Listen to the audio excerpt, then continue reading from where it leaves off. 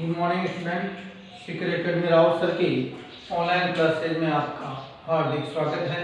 मैं Vinod Kumar Dukiya, subject mathematics, class 10th का topic work. और वर्क का जो बेसिक नॉलेज है वो आपको पिछले वीडियो में बताया जा चुका है। और अब आपको जो प्रमेय है वो चल रही है कि इसके आधार पे क्या क्या सत्यापन किया जा सकता है।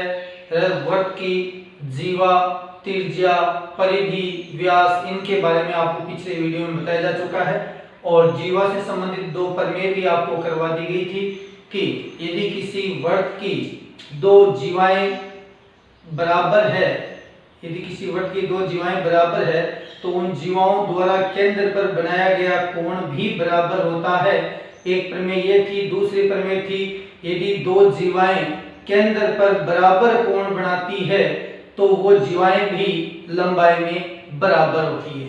स्टूडेंट, ये आपको पिछले वीडियो में बताया जा चुका है। नेक्स्ट वीडियो अब जो नेक्स्ट अपनी क्लास है वर्क। वर्क के अंदर जो नेक्स्ट प्रमेय है अपनी वो है 12.3 जो प्रमेय है वो क्या है, वो भी जीवा से संबंधित ही है, लेकिन क्या है ये है प्रमेय वर्क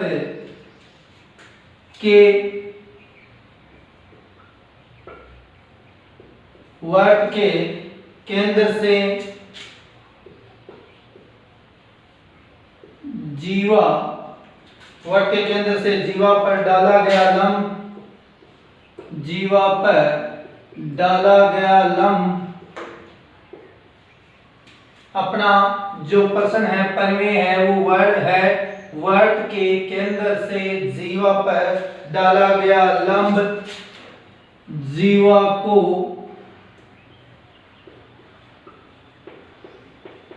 समद्विभाजित करता है। ये अपने को सिद्ध करके बताना है। क्या सिद्ध करके बताना है कि वर्क के केंद्र से जीवा पर डाला गया लंब जीवा को समद्विभाजित करता है।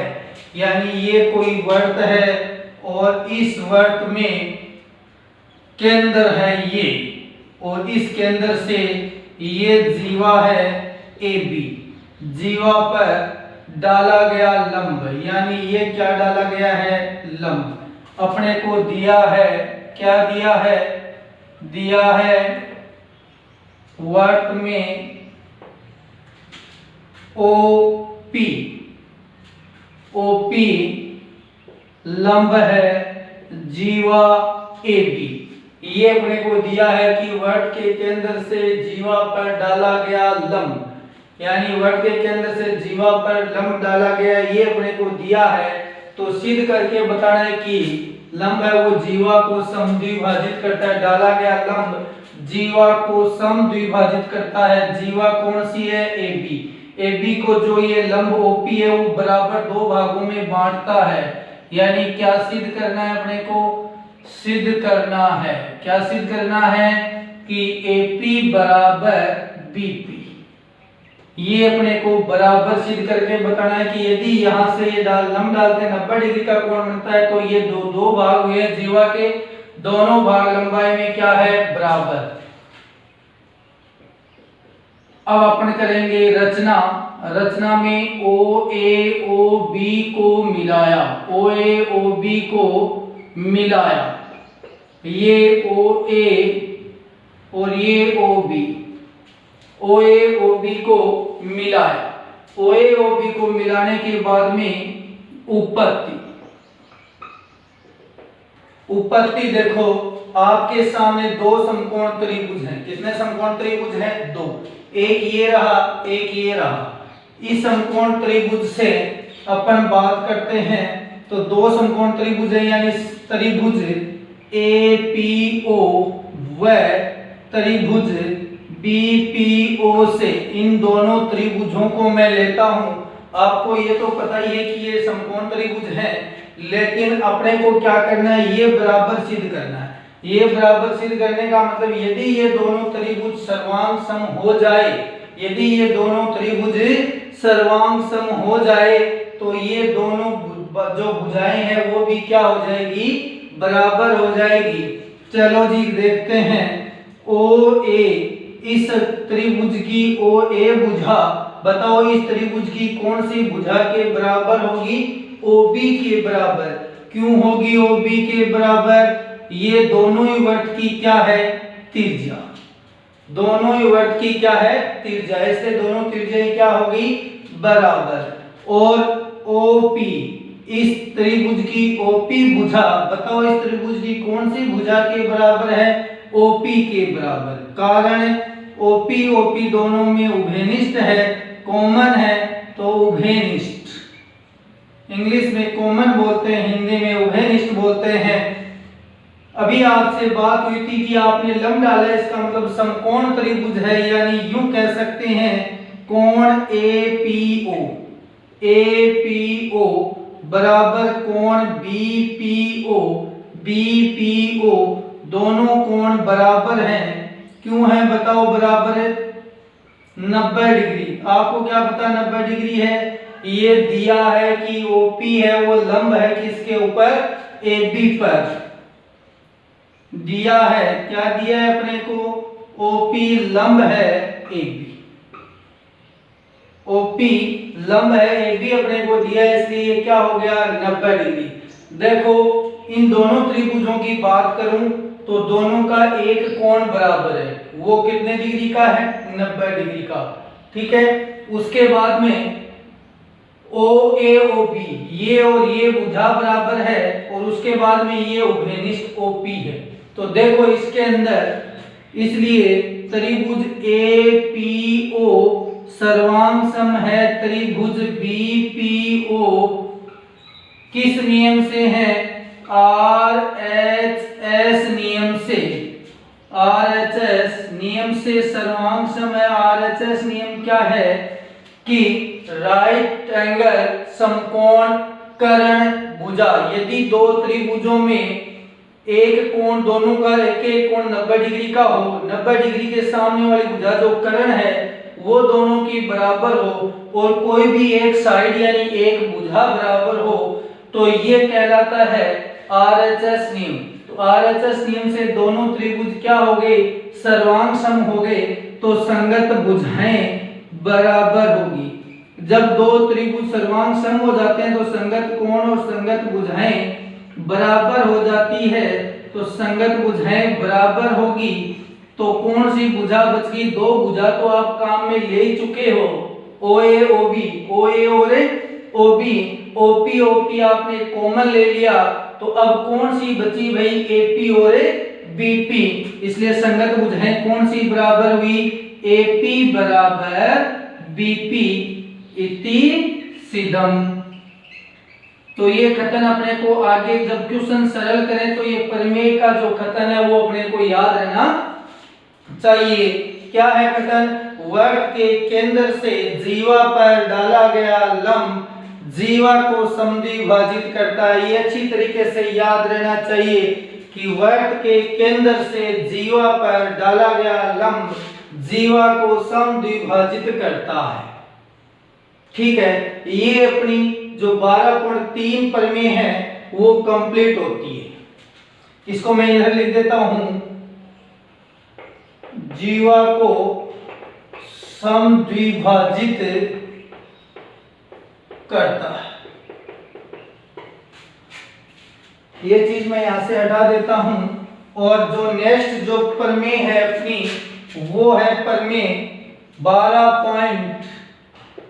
12.4 है, वो इसी की विलोम है, इसलिए मैंने इसको एक साइड में करके दूसरी साइड में इसी की विलोम को आपको समझाता हूं। वो विलोम प्रमेय क्या है कि अपने को ये समकोण देके और ये जो बराबर पूछा था, अब क्या होगा, कहे प्रश्न है अपना प्रमेय है, किसी वर्त या किसी एक वर्त की जो जीवा AB है, जीवा AB के मध्य बिंदु P को केंद्र से मिलाने वाली रेखा जीवा पर लंब होती है। क्या होगा, वर्त की जीवा के मध्य बिंदु को, वर्त की जीवा के मध्य बिंदु को केंद्र से मिलाने वाली रेखा, वर्त की जीवा के मध्य बिंदु को केंद्र से मिलाने वाली रेखा जीवा पर लंब होती है। यानी अब की बात इसकी ये जस्ट क्या है, विलोम है। ये एक दूसरे की विलोम प्रमेय है। क्या दिया है अपने को, दिया है, क्या दिया है अपने को कि वर्त, ये वर्त है, ये वर्त का केंद्र है, ये वर्त की जीवा है ए बी और ये जीवा का मध्य बिंदु है P। यानी वर्त में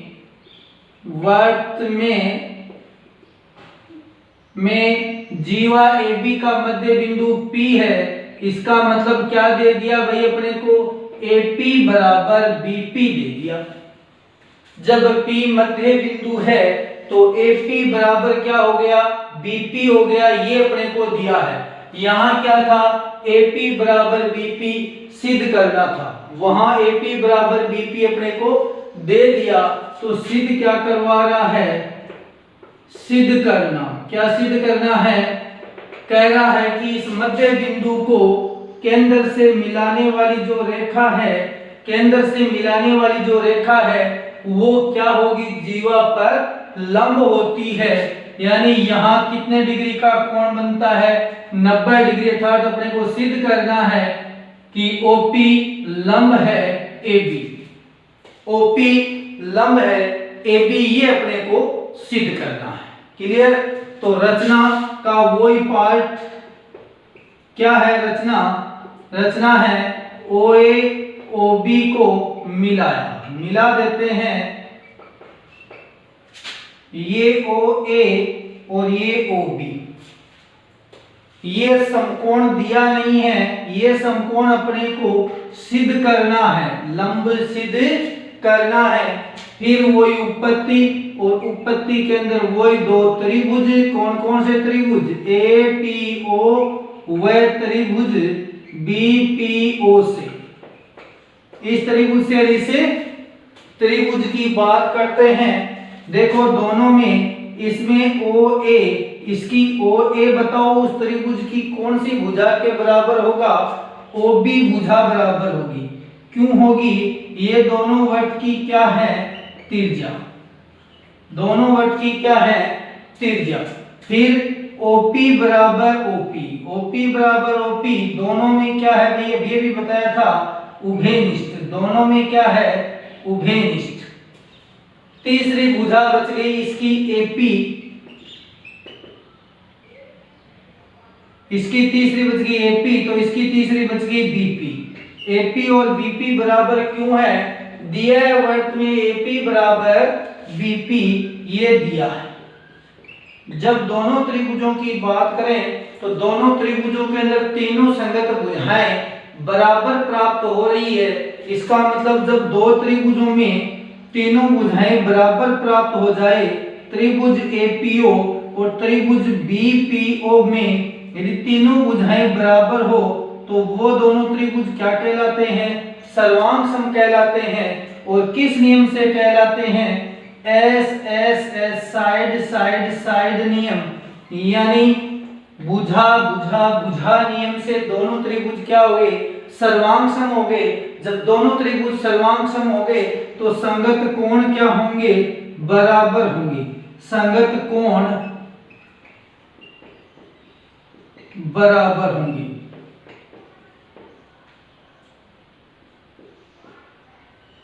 संगत कोण बराबर होंगे। तो देखो, चाहो तो मैं इसको नाम भी लिख सकता हूं और चाहो तो मैं इसको नंबर भी दे सकता हूं, 1 नंबर और 2 नंबर, 1 नंबर और 2 नंबर।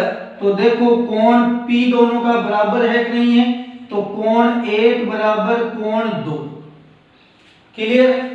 अब आप देख सकते हो AB वट की क्या है, जीवा है। जीवा का मतलब एक रेखा होगी कि नहीं होगी, और रेखा के ऊपर ये बिंदु क्या है, P।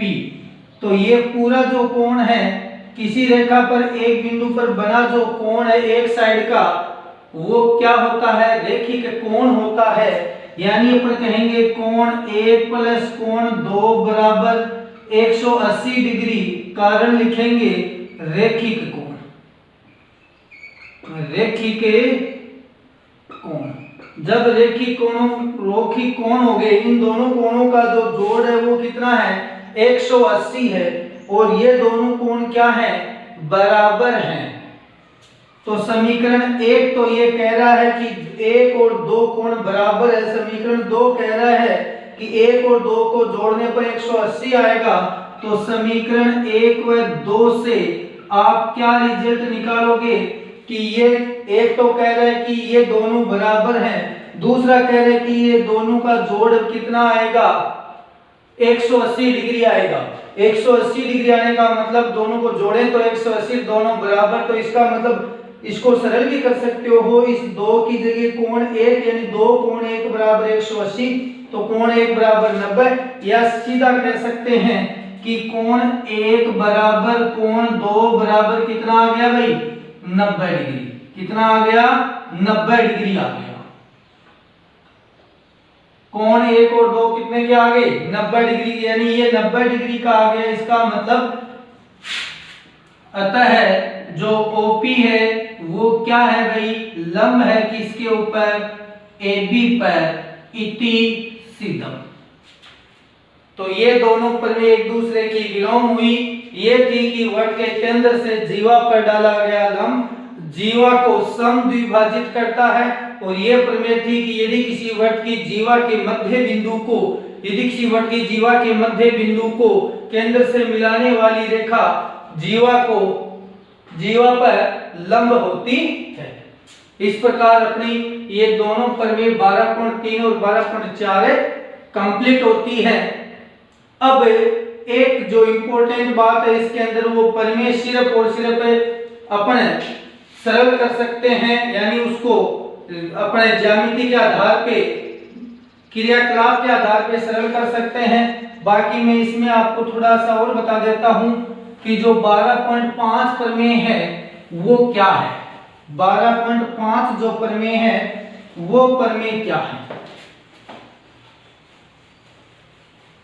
12.5 प्रमेय है बिंदुओं से संबंधित। 12.5 जो प्रमेय है वो है बिंदुओं से संबंधित। 3 संरेखीय बिंदु, 3 संरेखीय बिंदु और 3 असंरेखीय बिंदु।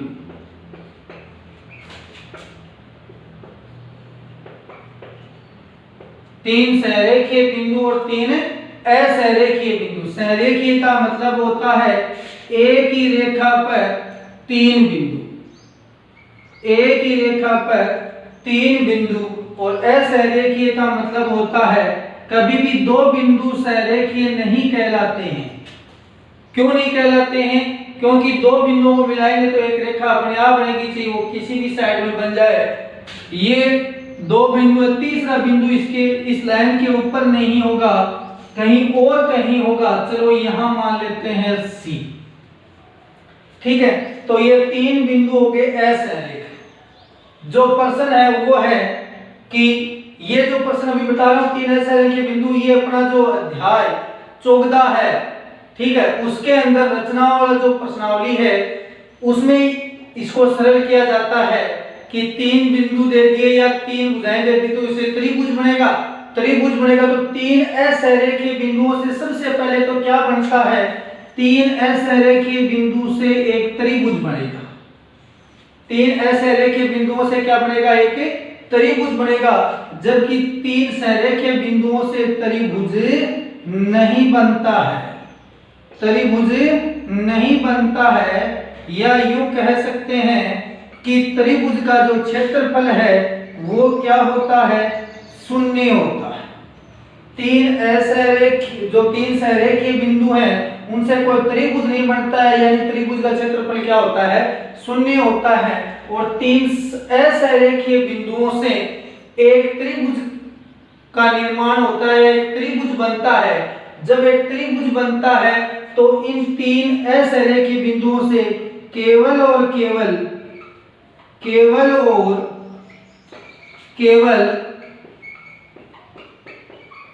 एक ही वृत्त